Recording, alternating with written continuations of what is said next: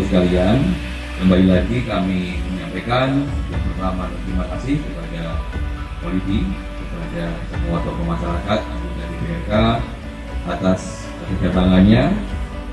Kemudian yang kedua, kami titipkan Pak Kapolsek kami kepada Bapak Ibu sekalian, tolong mohon didukung dan dibantu dalam bekerja.